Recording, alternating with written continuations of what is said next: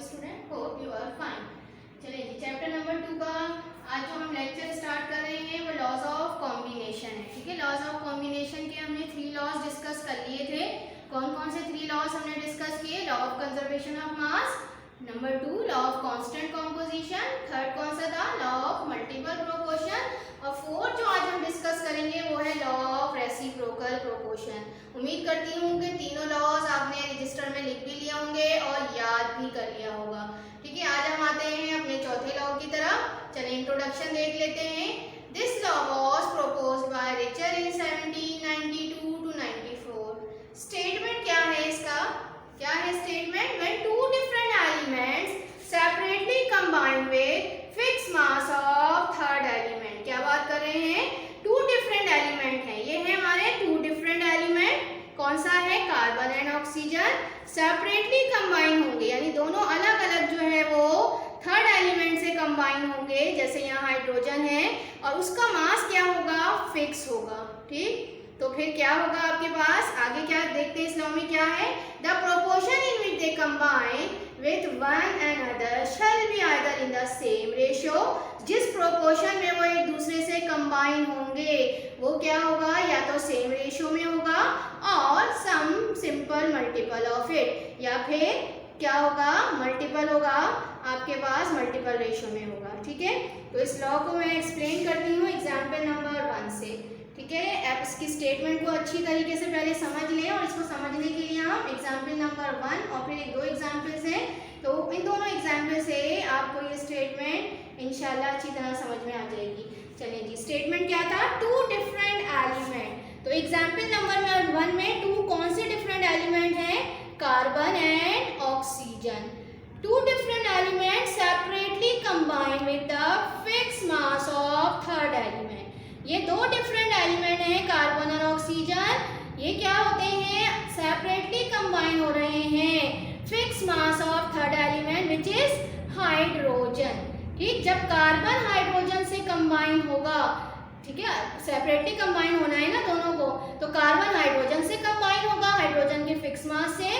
तो जो कंपाउंड बनेगा कार्बन और हाइड्रोजन से वो कौन सा होता है? CH4, मीथेन कहते हैं हम इसे। ठीक है, मीथेन गैस, ये फॉर्मूला है CH4।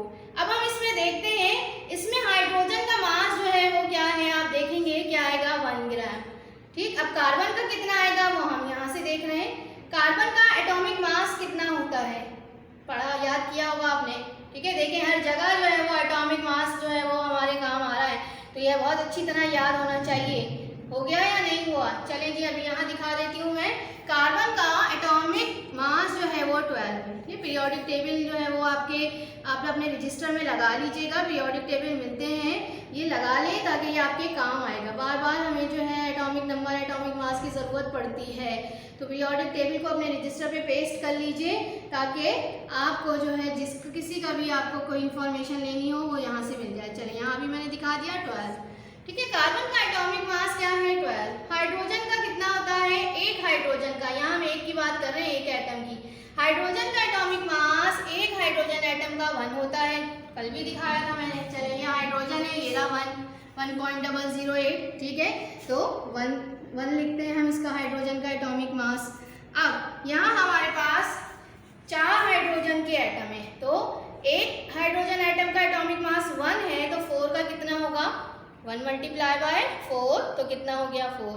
यानी इनका जो प्रोपोर्शन निकाल रही हूँ मैं बाय मास कि किस रेशो में ये कंबाइन हो रहे हैं मीथेन बनने के दौरान, तो क्या प्रोपोर्शन आ रहा है? 12:4। ठीक, अब हमने इसको क्या किया है? रिड्यूस किया है रेशो को, तो क्या हुआ रिड्यूस करने से? क्या हुआ है? 4 3 ज़ा 12, 4 1 ज़ा 4। ठीक है, 3:1 जो प्रोपोर्शन आया वो आपके पास क्या आया? 3:1। इसका मतलब क्या हुआ कि 3 ग्राम कार्बन जो है वो 1 ग्राम हाइड्रोजन से कंबाइन होता है, तो क्या बन जाता है? आपका मीथेन गैस बनती है। ठीक है, ये हमने क्या देखा? जब कार्बन हाइड्रोजन के फिक्स मास से कंबाइन हो रही है तो क्या बन रहा है आपके पास? Methane gas. इसमें कार्बन की जो अमाउंट हमने मास देखा वो 3 ग्राम है, हाइड्रोजन का 1 ग्राम आ गया। अब हम देखते हैं नेक्स्ट एलिमेंट। हमने कहा two different element separately combined with the fix mass of third element. अभी हम सेकंड एलिमेंट पे आते हैं। दूसरा एलिमेंट कौन सा देखा हमने, जो थर्ड एलिमेंट के फिक्स मास से कंबाइन हो रहा है, ऑक्सीजन। ठीक है, ये कौन सा एलिमेंट है, ओ फॉर ऑक्सीजन, सिंबल लिखे हुए हमने यहाँ पे ऑक्सीजन। जब ऑक्सीजन हाइड्रोजन से कंबाइन होता है तो कौन सा कंपाउंड बनता है, बहुत वेल नोन, हम सब जानते हैं, यस गुड, वाटर। ठीक है, हाइड्रोजन और ऑक्सीजन के कंबाइन होने से जो कंपाउंड बना वो है वाटर। यहाँ हम देखेंगे इस कंपाउंड में भी हाइड्रोजन का मास हमें 1 ही मिलेगा। ठीक है, हम इसे देख रहे हैं, प्रूव करते हैं। हाइड्रोजन का भी मैंने बताया, एक हाइड्रोजन का एटॉमिक मास 1 होता है, तो यहाँ 2 हाइड्रोजन है तो 2 होगा। ऑक्सीजन का एटॉमिक मास कितना आता है, कितना है आपके पास, 16। चलिए देख लेते हैं, ये देखें ऑक्सीजन 15.99, तो ये हम क्या पढ़ते हैं इसको 16। ठीक, लिख दिया मैंने 16। अब इसको रिड्यूस करते हैं, 2 1 जा 2, 2 8 जा 16।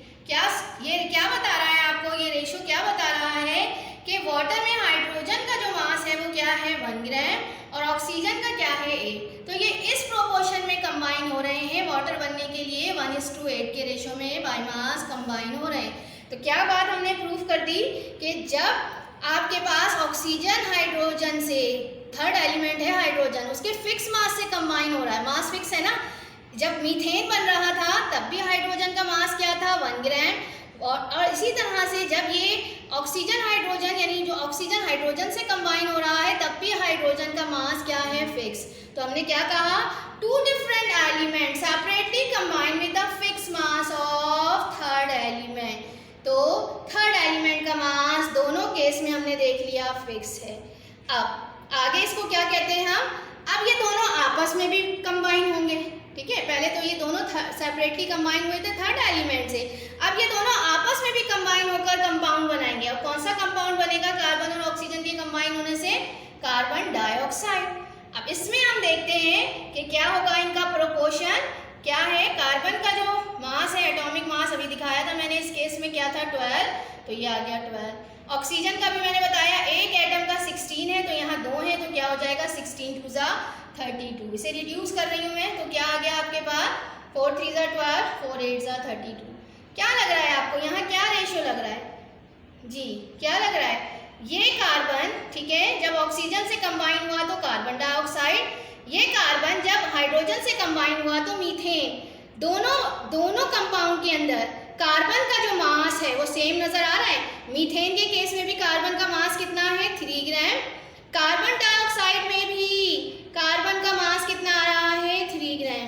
ठीक है, ये आ रहा है, यानी कि हमने क्या कहा हमने, क्या है, the proportion in which they combine with one another shall be either in the same ratio, same ratio आ गया, कि जिस प्रोपोर्शन में ये कंबाइन होंगे वो जो सेम रेशियो होगा, नजर आ गया, कार्बन में रेशियो सेम है। ऑक्सीजन को भी देख लेते हैं, जब कार्बन डाइऑक्साइड बन रहा है तो ऑक्सीजन का रेशियो क्या आ रहा है 8। ठीक है, और इसी तरह से जब ये ऑक्सीजन हाइड्रोजन से कंबाइन हुआ था, वाटर बना था, उस वक्त भी ऑक्सीजन का जो मास आया था वो 8 था। दोनों केस में कंपाउंड अलग है लेकिन ऑक्सीजन का रेशियो दोनों में क्या है, प्रोपोर्शन क्या है, सेम। ठीक, तो हमने क्या किया, अपना लॉ ऑफ रेसिप्रोकल जो है वो से इस एग्जाम्पल के जरिए प्रूफ किया, जिसमें हमने क्या प्रूफ किया है, when two different elements separately combine with fixed mass of third element, the proportion in which they combine with one another shall be either in the same ratio।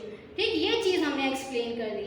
अब हम इसका दूसरा पार्ट, या क्या कहा हमने, या फिर क्या होंगे, some simple multiple of it. अब इस चीज को देखते हैं next example, carbon and sulphur. ठीक है, separately combine with fix mass of third element which is oxygen. जब कार्बन ऑक्सीजन से कंबाइन हो रहा है तो क्या बनता है कंपाउंड, कार्बन डाइऑक्साइड। ठीक है, when carbon combine with oxygen they form carbon dioxide. Carbon, mass of carbon, atomic mass of carbon is 12 gram. What is the atomic mass of oxygen, yes good 16। 2 atoms हैं oxygen के, तो कितना हो गया 16 2 जा 32। इसको रिड्यूस किया हमने रेशियो को, तो क्या बन गया 4 3 जा 12, 4 8 जा 32। करना आता है ना रिड्यूस, मैथ्स में किया हुआ है आप लोगों ने। सल्फर कंबाइन हो रहा है ऑक्सीजन के साथ, ठीक है ना, क्योंकि दोनों दो एलिमेंट हैं जो सेपरेटली कंबाइन होंगे थर्ड एलिमेंट के फिक्स मास से। एक को हमने देख लिया, कार्बन ऑक्सीजन से कंबाइन हुआ कार्बन डाइऑक्साइड, सल्फर ऑक्सीजन से कंबाइन होगा तो क्या कंपाउंड बनेगा, सल्फर डाइऑक्साइड। सल्फर का एटॉमिक मास जो है वो क्या है आपके पास 32। ठीक, चलिए यहाँ देख लेते हैं, ये अभी आपके पास फर्स्ट टाइम सल्फर यूज हुआ। सल्फर क्या है 32, लिखा हुआ नजर आ रहा है, इसका एटॉमिक मास 32। तो वहां हमने लिखा सल्फर का एटॉमिक मास 32, ठीक है। सल्फर का हो गया 32, ऑक्सीजन का कितना है 16, एक का है, यहाँ 2 है तो कितने हो गया 32। तो दोनों का रेशो क्या हो गया, सल्फर का भी, यानी सल्फर भी 32 ग्राम है, ऑक्सीजन भी 32 ग्राम है। अब हमने इसको रिड्यूस किया है 8:8 के रेशो में, ठीक। अब क्या होगा आपके पास, क्या आएगा, जब ये दोनों आपस में कंबाइन होंगे तो जो कंपाउंड बनेगा वो क्या बनेगा, कार्बन डाइसल्फाइड, ठीक है, CS2। अब मैं इसको बाद में पहले एक्सप्लेन करती हूँ, पहले इस चीज़ को दोनों को एक्सप्लेन कर लें हम। हमने यहाँ कहा, क्या कहा है, जब कार्बन और ऑक्सीजन कंबाइन हो रहे हैं, कार्बन डाइऑक्साइड बन रहा है, तो कार्बन का कितना मास है जो ऑक्सीजन से कंबाइन हो रहा है, ऑक्सीजन के कितने मास से, तो 12 ग्राम कार्बन है, जो ऑक्सीजन के कितने ग्राम से कंबाइन होता है, 32 ग्राम से, यही है ना, कार्बन का 12 ग्राम, ऑक्सीजन के 32 ग्राम से क्या होता है, कंबाइन होता है। एक का मास हमें फिक्स करना था थर्ड एलिमेंट का, इसी को फिक्स करने के लिए मैं ये चीज़ एक्सप्लेन कर रही हूँ। 12 ग्राम ऑक्सीजन के 32 ग्राम से कंबाइन होता है, और जब सल्फर ऑक्सीजन से कंबाइन होता है तो सल्फर का कितना है आपके पास, सल्फर कितने ग्राम आ रहा है यहाँ पे 32 ग्राम, ऑक्सीजन भी कितना आता है 32 ग्राम, यानी सल्फर का भी मास कितना होगा 32, ऑक्सीजन का भी क्या होगा 32। तो दोनों केस में ऑक्सीजन यहाँ पर भी 32 ग्राम है, ऑक्सीजन यहाँ पर भी क्या है 32 ग्राम, दोनों है क्या 32। तो जब रिड्यूस करेंगे, इसलिए हमने यहाँ 32 नहीं लिखा, इसको रिड्यूस फॉर्म में क्या लिखा है 1 ग्राम। एक का मास हमने फिक्स कर दिया, वो क्या है ऑक्सीजन, और वो उसका मास क्या आ रहा है 1 ग्राम, ठीक है। तो ये चीज़ हमने देख ली कि ऑक्सीजन का मास दोनों केस में, कार्बन डाइऑक्साइड और सल्फर डाइऑक्साइड में कितना है, फिक्स है, वो क्या है 1 ग्राम। और फिर यहाँ पर आपके पास कार्बन डाइऑक्साइड में कार्बन का 12 ग्राम है, सल्फर डाइऑक्साइड में सल्फर का कितना आ गया 32 ग्राम। अब जब ये दोनों आपस में कंबाइन होंगे, कार्बन और सल्फर जब आपस में कंबाइन होंगे, तो जो इनका रेशो आएगा वो क्या आएगा, मल्टीपल आएगा, ठीक। देखते हैं हम क्या बन रहा है, कार्बन और सल्फर के कंबाइन होने से कार्बन डाइसल्फाइड। कार्बन का मास कितना होता है, एटॉमिक मास 12, सल्फर का भी हमने देखा था कितना था 32, जो 2 एटम है सल्फर के, तो 32 × 2 कितना हो गया 64। जब हमने इसको क्या किया, रिड्यूस किया, तो क्या आ गया आपके पास 4 3 12, ठीक, 4 से रिड्यूस हो रहा है, और 4 16 कितना होता है 64, ठीक है। तो यहाँ आप देखेंगे कार्बन का जो मास है इस केस में, कार्बन डाइसल्फाइड में, वो भी क्या है, यहाँ पर भी 12 ग्राम है, कार्बन का यहाँ पे भी 12 ग्राम है, दोनों जगह कार्बन नजर आ रहा है, कार्बन डाइऑक्साइड में भी कार्बन है 12 ग्राम इसका मास, कार्बन डाइसल्फाइड में भी कार्बन का मास कितना आ रहा है आपके पास 12 ग्राम। और जब हम बात करते हैं किसकी, सल्फर डाइऑक्साइड में जो ऑक्सीजन का मास था वो 32 था, तो यहाँ पर जो है वो आपके पास जो सल्फर का मास आ रहा है 32 था, यहाँ पर क्या आ रहा है सल्फर का मास 64। तो क्या हो गया, ये मल्टीपल है, 32 2 कितना होता है आपके पास 64, ठीक है। तो क्या हो गया हमारे पास, ये हमने लॉ प्रूफ किया, जिसमें हमने क्या कहा था, when 2 different element separately combine with fix mass of third element, ठीक है, the proportion in which they combine with one another shall be either in the same ratio. इस केस में सेम रेशो प्रूफ किया हमने, ठीक है। Carbon dioxide जब आपस में कंबाइन होते हैं तो उनका रेशो क्या होता है, सेम होता है।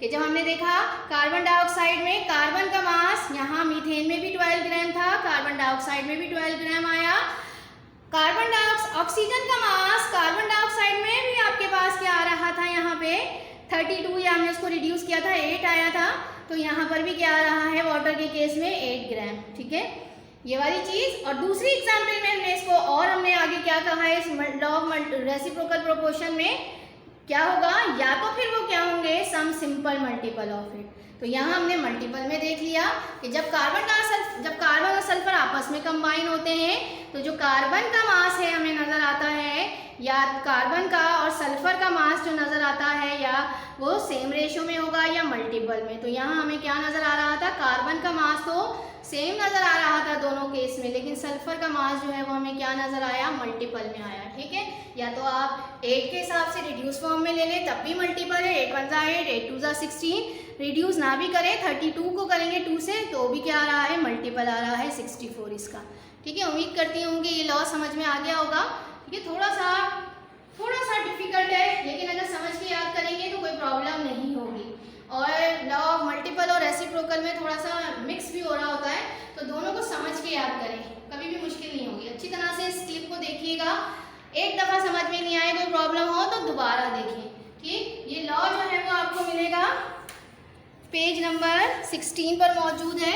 इसकी दोनों एग्जाम्पल्स मौजूद हैं और इनकी वर्डिंग्स भी मौजूद है। इसको लिखना भी है, आज का होमवर्क है आपका ये, इसको लिखना भी है और याद भी करना है। जो भी काम मैंने दिया है अब तक उसको रजिस्टर में लिखना भी है और फिर याद भी करना है। ठीक है, और लिखने का तरीका मैं पहले बता चुकी हूँ। आपके पास इसका इंट्रोडक्शन देंगे, आप स्टेटमेंट लिखेंगे, सेंट्रलाइज आएगी स्टेटमेंट, बता दिया मैंने, बोर्ड पे भी लिखी हुई है। एग्जाम्पल नंबर 1, लेकिन इसको मैंने एक्सप्लेन किया है बोर्ड पे, एक्सप्लेनेशन वर्डिंग्स में नहीं लिखी हुई, आपको वो भी लिखनी है। इसी तरह एग्जाम्पल नंबर 2 भी लिखेंगे। इसी तरह से ये जो टेबल ये बना हुआ है ये भी बनाएंगे और इसकी एक्सप्लेनेशन भी देंगे। ठीक, तो ये आपको बुक में मैंने दिखा दिया, 16 और 17 में मिल जाएगी। और आपके पास मैं नोट्स में भी दिखा देती हूँ, आपके हमारे पास मौजूद है। ये लॉ ऑफ डेफिनिट प्रोपोर्शन से देख लीजिए। ठीक है, law of definite conservation of mass तो मैंने आप लोगों को दिखा दिया था, और दो जो मजीद constant composition, law of constant composition और लॉ ऑफ मल्टीपल प्रोपोर्शन भी आप लोगों ने कर लिया होगा, मैंने बता दिया था। देख लीजिए, अगर कोई हेडिंग वगैरह इसमें कुछ कमी हो तो डाल लीजिएगा। ठीक, इस तरह से ये लॉ ऑफ कांस्टेंट कॉम्पोजिशन का रिटर्न वर्क है। ठीक, और ये है लॉ ऑफ मल्टीपल प्रोपोर्शन का। ठीक है, और अब जो आज लॉ आपको लिखना है वो कौन सा है, लॉ ऑफ रेसिप्रोकल प्रोपोर्शन। ठीक है, देखें, इंट्रोडक्शन है, स्टेटमेंट है, एग्जाम्पल, ये जो अभी बोर्ड पे बनी हुई भी नज़र आ रही है, उसकी एक्सप्लेनेशन वर्डिंग में बुक में मौजूद है। ये एग्जाम्पल नंबर 2। ठीक, फिर इसके बाद इसकी एक्सप्लेनेशन और चाहें तो कंक्लूजन भी लिखते हैं आप इसका साथ। ठीक है, तो ये है आपका पूरा रिटर्न वर्क और इसको याद भी करना है। देखने में बड़ा लग रहा है कुछ भी नहीं, समझ के याद करेंगे। जो कुछ मैंने बताया है बस यही सब कुछ याद करना है। ठीक है, होमवर्क अपना नोट कर लीजिए, अपनी डायरी में होमवर्क नोट कीजिएगा सब डेट के साथ। ठीक है, ये आपका आज का होमवर्क है, learn and right law of reciprocal proportion. Question भी आपको बुक में मिल जाएगा, बुक की एक्सरसाइज में सारे क्वेश्चन मौजूद हैं, तो चाहे तो क्वेश्चन भी लिखना चाह रहे हैं तो आप बुक से लिख सकते हैं। बुक में आपको मिलेगा पेज नंबर 38 में। ठीक है, नंबर 1 था इसका, 3 का 1 मैंने करवाया, law of conservation of mass, तो ये इसका क्वेश्चन है, चाहे तो लिख लें, अगर हेडिंग डाल के लिखा है तो भी कोई प्रॉब्लम नहीं है, मैं बता रही हूँ कि बुक में भी मौजूद है। सेकंड हमने लॉ ऑफ डेफिनिट प्रोपोर्शन किया था, वो भी लिखा हुआ है यहाँ पे। लॉ ऑफ मल्टीपल प्रोपोर्शन है वो भी किया हुआ है, और state the law of reciprocal proportion illustrated with example, तो ये भी हमने आज बता दिया आपको। ठीक है, क्वेश्चन चाहे तो यहाँ से लिख लें या सिर्फ स्टेट एंड एक्सप्लेन करके लिख लें। ठीक, जो दिल चाहे, कोई मसला नहीं है। चलिए जी, ओके जी, अल्लाह हाफिज़।